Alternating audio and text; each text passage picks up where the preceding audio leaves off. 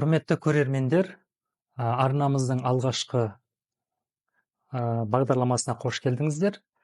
Бүгінгі арнамыздың тақырыбы 2 бөлімнен тұратын болады. Алғашқысы Creative Industry, даму хронологиясы және бұл салаға сапарым. Folk History және қазақ тарихына меркаторлық көзқарас. Екінші бөлімінде Едіге би және Алаша хан тарихтағы бір тұлға ма, қазақ пен ноғай бір халық па, альтернативтік тарихи сараптама және дәлелдер келтіреміз. Құрметті көрермендер, енді осы эфирге өзім біраз дайындалдым. Зерттеу жұмыстарын жүргіздім десем де болады. Сараптамаларымды өткіздім іштей. Сондықтан сол ойларымен сіздермен бөліскім келеді. Ал соны әзірлеген уақытта арнайы конспектіде жазғам өзім. Сондықтан ойларымды барлығын қамту үшін және бұл радио эфир емес, YouTube, алғашқы YouTube подкасты болғасын, сіздерге осы конспектімнен оқып беруге рұқсат етіңіздер, айып етпеңіздер. Осы эфирді жазар алдында 2 апта техникалық дайындық жүргізгенмін. Себебі менің техниканы меңгеру деңгейім сол алғашқы айфондар шыға бастаған кезбен тамамдалды. Көпшіліктеріңізде де солай деп ойлаймын. Өйткені соңғы жылдары Creative Industry'де орын алып жатқан өзгерістер соншалықты біздің техника мен жаңа digital, яғни цифрлық технологиялар жөніндегі біліміміз, атап кеткендей балалық шақтағы үйде өтетін қонақтықтар мен туған күн кештерін жазбаға түсірумен өтті ғой. Сол видеоны мына мини-кассетадан, мини-кассета дейтін болатын, менде мына әлі сақтаулы. Осында салатынбыз, сосын бүйтіп басқан кезде бұл үлкен VHS форматына ауысатын.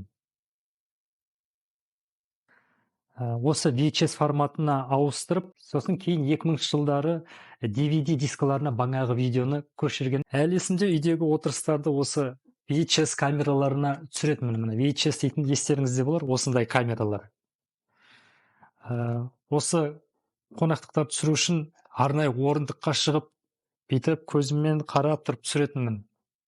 Бұл 2-3 сағат өткеннен кейін мына көзімнің айналасы қызарып тұратын. Қазір енді шынымен де бір смартфонның ішінде осындай айфондар. Видеоны да, фотоны да, аудио, музыканы да бірден жазба жасап көруге болады ғой. Сол 1995 жылы алғашқы камералар шыққан кезде бұндай технологиялық өзгерістерді елестету фантастика шығар. Сол себепті көпшілік, өзімде де соның ішінде, осы қолға ұстайтын мынандай камераларды да ұмыттық. Естеріңізде ме? Өйстіп ашып, техниканың шыңы болып көрінетін. Фотолар естеріңізде ме? MP3 плеерлер барлығын ұмыттық. Бана басында айтып өткендей, осы эфирге шығуым үшін біраз дайындалдым. Сол дайындық кезінде қаншама өзіме жаңалықтар аштым. Себебі қарындасым Райхан ақш-та, Америкада және Францияда кинематография бойынша арнайы бакалавриат және магистратура оқуларын тамамдаған еді. Сондықтан үйде түсірілім техникасының біразы бар еді. Енді осының бәрін бір-біріне сәйкестендіріп іске қосудың өзі біраз уақыт алады екен. Шынымен де. Осы тақырыпты дамыта келе айтқым келіп отырғаны, бүгінгі digital, цифрлық технология мен техникалар, мысалы, осы эфирде қолданылған көбінесе техника, камера, микрофон, осыған қоятын бағанағы штатив дейміз. Құралдардың өзі, барлығы да бұлар өзі Creative Industry. YouTube-ты ашып қарасаңыздар, қаншама жаңадан ойлап табылған техникалық шешімдер, соны қолдануға арналған онлайн тренингтер, мысалы, фото, видео, аудио жазбадағы монтаж жасау бойынша новаторлық үздік ойлар, онымен қоса неше түрлі жаңа үлгідегі видео, фото, камералар, фотоаппараттар жаңа үлгідегі, аудио құралдары, микрофондар, графикалық бағдарламалар бар жаңадан. Жалпы айтқанда ақпаратты арманға жеткізу үшін, оны әсерлі әрі қызықты ету үшін барлығы ойластырылған. Осының өзі, қазақша айтқанда, мына креатив деп айтып отырғанымыз, креативті, шығармашылық деген сөзді меңзейді. Шығармашылық, яғни бұл тапқырлық. Сондықтан егер шығармашылыққа қызығушылығы бар адам бүгінгі таңда өзінің идеясын, мүмкін балалық шақтан бері жанында сақтап жүрген, көптен өзін толғандырып, бірақ осыны қалай жүзеге асырсам екен деген ойы болса, өнері болса, немесе өзінің кәсіби білімімен бөліскісі келсе, онда атап өткен цифрлық технологиялар бұл арманды орындау барысын өте жеңілдетіп, барлық мүмкіндіктерді беріп отыр. Осы подкастты жазып отырған себебіміздің бір креатив индустрия, яғни шығармашылық индустрия, сала не екен, бүгінгі қоғамға, ел ішіндегі өзгерістерге, әр адамның дамуына қандай әсері мен мүмкіндігі бар екенін айтқымыз келеді. Және бір жағынан өзімді де мына бүгінгі ашылып отырған Dara Light Media Productions компаниямыздың стрим арнамызды да таныстыра отырғымыз келіп отыр.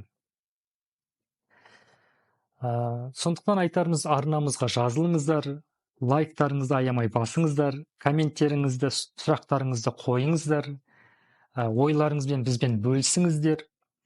Біздің осы YouTube арнасындағы видеоның астында қазір келтірілетін реквизиттер бойынша донаттарыңызбен біздерді қолдаңыздар. Ал біздер сәйкесінше сіздерді барымызша қызықты тарихи, мәдени және кино әлеміне байланысты бағдарламалар шығарып таныстырамыз.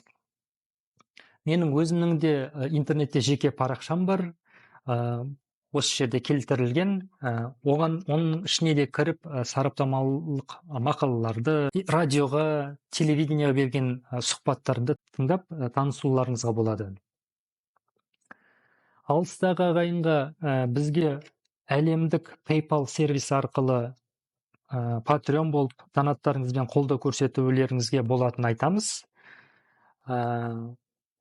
Бұл арна креативтік индустрия дамыған заманауи кезде елімізге қатысты аудиторияны біріктіретін сондай орта болса дейміз, бір жағынан платформа деп те айтуға болады. Ал енді осы жерде креатив индустрия, яғни бағана айтып өткендей шығармашылық деген сөз. Өз басым қазақ шығармашылық өнерінің тұнып тұрған қайнар көзі болып, өзім солай есептеймін, айтыс өнерін осы орайда айтқым келіп отыр.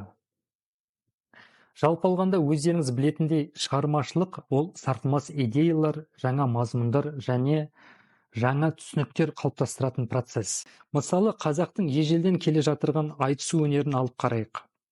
Айтыс осы креатив индустрияның ең негізгі таптырмас үздік үлгісі. Лайв форматында, яғни тікелей эфирде, екі айтыс бір-бірінің қойылып отырған сұрақтарына сол арада әндетіп, домбыраның екі шегін шертіп үлгеріп, өзінің жауабын ойша тез арада құрастырып үлгеріп, оны ұтымды да тартымды әрі өзінің ырғағына, мәтініне байланысты жауап беруі керек. Екінші әдіскерде есесіне өз сөзін мәнерлі, мәнді етуге тырысады. Айтыңыздаршы, бұдан асқан креатив, бұдан асқан шығармашылық болуы мүмкін бе? Бар спецэффекттер сондағы айтыскердің дауысы мен домбырасының үні, өзіндік импровизациясы болды.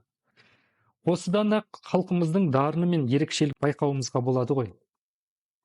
Осы айтыс өнерін елімізде қайтадан кеңінен насихаттап, жастар арасында бұл өнерді кең көлемді түрде баулса дейміз. Шын айтқанда, айтыс өнерін көп көрермен сағынған сияқты. Қорытындай келе, креатив индустрия ол адам өмірін әсемдейтін шығармашылық индустриясы, өнер мен білімнің, әр адамның бүгінгі күнге творчествосының ашылуына дем беретін жаңа сала мүмкіндік деп білеміз.